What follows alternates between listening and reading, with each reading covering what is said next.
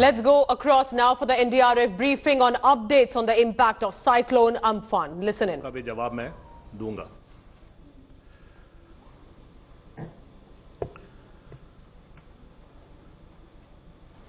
सबसे पहला मुद्दा जो आपके सामने मैं रखना चाहता हूं, आप थोड़ा सा प्लीज जस्ट फोटो। जैसा कि मैंने कल भी आपके सामने रखा था, उसमें थोड़ा बहुत ही बदलाव है। एनडीआरएफ टीम्स का जो रेस्पॉन्स का काम है वो तो साइक्लोन से पहले ही शुरू हो गया था, और जो प्रिवेंटिव डिप्लॉयमेंट या एंटिसिपेटरी डिप्लॉयमेंट है वो काम 4 दिन पहले से ही शुरू हो गया था। साइक्लोन के हिट करने के तुरंत बाद, जो कि दिन में उड़ीसा में हिट किया और आफ्टरनून में वेस्ट बंगाल में हिट किया, दिन में जहां हिट किया उसके तुरंत बाद आफ्टरनून में ही एनडीआरएफ की टीमें, दोपहर में ही एनडीआरएफ की टीमें और शाम तक एनडीआरएफ की टीमें फैन आउट कर गई थी। और उड़ीसा के जिन भी जिलों में उनका डिप्लॉयमेंट हुआ था, जो 7 जिले थे, उन सभी 7 जिलों में डिप्लॉयमेंट के आधार पर कार्रवाई शुरू कर दी थी। मैं आपको एसओपी के बारे में थोड़ा बताना चाहता हूं। एनडीआरएफ का ये एसओपी है कि जैसे ही विंड स्पीड इतना कम हो जाए जिसमें भले आम आदमी निकल ना पाए लेकिन एनडीआरएफ की टीमें निकल सकती हैं, उसके लिए एसओपी है और उसके हिसाब से बाहर निकल आते हैं, जो रिस्क एलिमेंट को मिनिमाइज करने के साथ अपनी कार्रवाई शुरू करते हैं। तो वो कार्रवाई शुरू कर दिया और पेड़ों को काट के साफ करना, रास्तों को क्लियर करना, इलेक्ट्रिक पोल्स अगर डैमेज हुए हैं तो उनको क्लियर करना, टेलीफोन वायर्स को हटाना, ये सारा जो काम है बदस्तूर जारी कर दिया गया था दोपहर या शाम तक उड़ीसा में।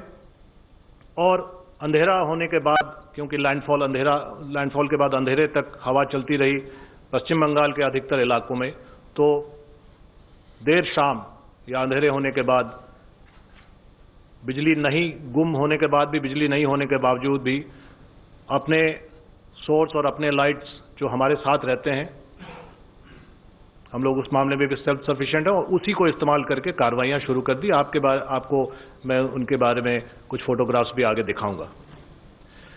एक जो महत्वपूर्ण बात है वो ये है कि आज सुबह साइक्लोन के उपरांत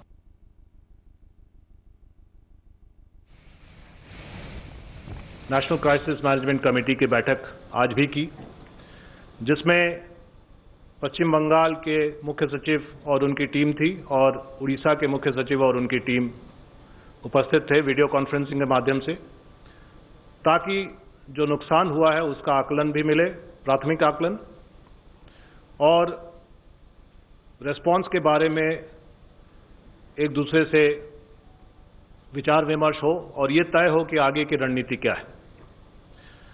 इसी के तहत ये भी पूछा गया राज्यों से कि और क्या ज़रूरतें हैं। तो शॉर्ट में ये बता दूं कि उड़ीसा में नुकसान उतना भारी नहीं है, उतना नहीं हुआ है, और उनको ये उम्मीद है कि 24 से 48 घंटे में उनके सभी इम्पैक्ट वाले डिस्ट्रिक्ट्स में लाइफ नॉर्मल में आ जाएगा, life will be back to normal. तो इसलिए उड़ीसा में और ज़्यादा कोई ज़रूरत नहीं थी। जो फंड्स इत्यादि के बारे में वार्ता हुई है वो उस पर डिपेंड करता है कि जब एमएचए की टीम जाएगी और ग्राउंड पर एस्टिमेट करेगी, आकलन करेगी, उसके बाद एसडीआरएफ फंड्स का आदान प्रदान जो भी होता है वो किया जाएगा। वो आज का विषय नहीं है, वो जब एमएचए की टीम आ जाएगी उसके बाद, सर्वे के बाद, वो उस पर विचार किया जाएगा और डिसीजन लिया जाएगा भारत सरकार के तहत। लेकिन पश्चिम बंगाल में नुकसान अपेक्षाकृत ज़्यादा कहा जा रहा है। इसके बारे में भी आकलन और ग्राउंड लेवल सर्वे होने वाला है और टीम गवर्नमेंट ऑफ इंडिया की वहां जाएगी और ग्राउंड पर उसको फिजिकली आकलन करेगी। लेकिन अब से उस अंतराल में और क्या ज़रूरतें हैं, इस पर चीफ सेक्रेटरी या मुख्य सचिव पश्चिम बंगाल ने ये कहा कि उनको एडिशनल 4 टीम एनडीआरएफ की ज़रूरत है, जो अभी जो टीमें हैं 21 टीमें हैं, उसके अलावा उनको बाहर से चाहिए, क्योंकि उनको रेस्टोरेशन वर्क में मदद की ज़रूरत है और टीम्स की ज़रूरत है। मुझे बताते हुए कोई हिचक नहीं है कि इमीडिएटली एनसीएमसी के चेयरपर्सन कैबिनेट सेक्रेटरी ने इस पर हामी भरी और गवर्नमेंट ऑफ इंडिया की तरफ से 4 टीमें और जा रही हैं। जो 4 टीमें जैसा कि आपके सामने है, एयरलिफ्ट हो रही हैं। जैसा पहले मैंने कहा था, हॉट स्टैंड बाय में है और एयरलिफ्ट हो सकती हैं शॉर्ट नोटिस पर। ये एयरलिफ्ट हो रही हैं और आज शाम तक या देर शाम तक ये टीमें पहुंच जाएंगी। एक team Rajali base airbase Chennai से आ रही है, 2 टीमें, और 2 टीमें पुणे महाराष्ट्र से आ रही हैं और जैसा कि मैंने कहा देर शाम तक वो पहुंच जाएंगी। ये at the disposal of West Bengal government रहेंगी और जैसा अंदाज है, क्योंकि कलकत्ता में अर्बन रेस्टोरेशन का काम कुछ ज़्यादा है, तो इसमें इनका इस्तेमाल किया जा सकता है, या जहां पश्चिम बंगाल सरकार चाहेगी वहां उनके डिस्पोजल पर रहेगा, वहां किया जा सकता है।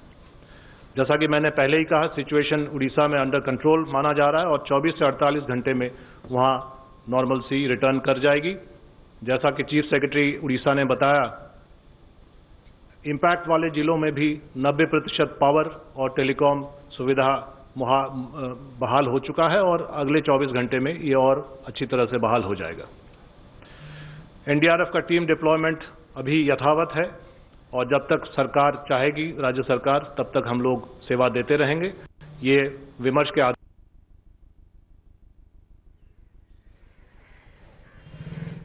अभी और समय के लिए चाहिए। हो सकता है उड़ीसा में कुछ समय के बाद ये डिप्लॉयमेंट धीरे धीरे विड्रॉ हम लोग कर पाएंगे। ये डिटेल मैं पहले भी दे चुका हूं, इसलिए केवल आपके सामने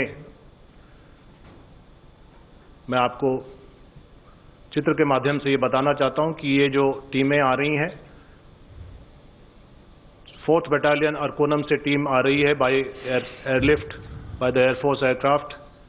4:30 बजे वहां से रवाना हो रही है और उम्मीद है कि 7, साढ़े 7, 8 बजे तक पहुंच जाएगी।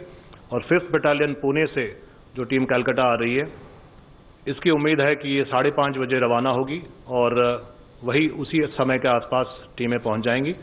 4 टीमें पहुंचने के बाद कलकत्ता या उसके आसपास जहां भी उनको काम में लगाया जाएगा वहां लगेंगी। जो इवैक्यूएशन का फिगर है वो अभी बरकरार है। पश्चिम बंगाल सरकार ने ये बताया है कि 5 लाख के आसपास का फिगर है और 5 लाख जो इवैक्यूएटेड हैं, जो कि शेल्टर्स में रह रहे हैं, उन्हें अभी भी शेल्टर में ही रहने के लिए हिदायत दी गई है, क्योंकि रास्तों में या तार गिरे हुए हैं या फिर उनके घर क्षतिग्रस्त हैं, तो घर जाना सेफ नहीं होगा, इसलिए अभी शेल्टर में ही बने रहने की हिदायत दी गई है, जैसा चीफ सेक्रेटरी वेस्ट बंगाल ने हम लोगों को सूचित किया। उड़ीसा में संख्या 2 लाख से ऊर्ध्व हो गई थी, लेकिन यह भी सूचित किया गया कि इनमें से काफ़ी लोग कल देर शाम या आज दिन सुबह से लौटना शुरू कर दिए हैं और अपने अपने घरों में जा रहे हैं, क्योंकि स्थिति सामान्य हो गई है और वहाँ वातावरण भी, मौसम भी सामान्य हो चला है।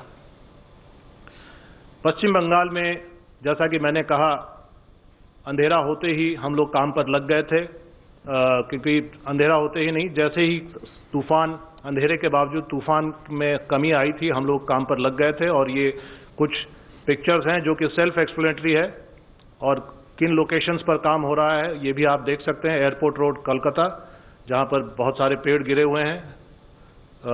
ये 9 बजे, कल 3 बजे रात का दृश्य है। ये कलकत्ता म्युनिसिपल कॉरपोरेशन के एरिया में ये दिन का दृश्य है, आज सुबह का। ये धर्मतला कोलकाता में, ये आप देख सकते हैं पेड़ के नीचे गाड़ी दबी हुई है धर्मतला मार्केट के पास। एयरपोर्ट रोड कलकत्ता में रात में ही हम लोग पूरी टीमें लगाकर वहां काम पर लग गए थे ताकि रोड क्लियर हो जाए, क्योंकि ये एक वाइटल रोड है, लाइफलाइन है एयरपोर्ट का। ये दिन में वही रोड। अलीपुर कलकत्ता, ये अलीपुर में डिस्ट्रिक्ट मजिस्ट्रेट का ऑफिस है जो कि क्षतिग्रस्त था और रास्ते अवरुद्ध हो गए थे, वहां पर भी क्लियरेंस का काम एनडीआरएफ ने किया।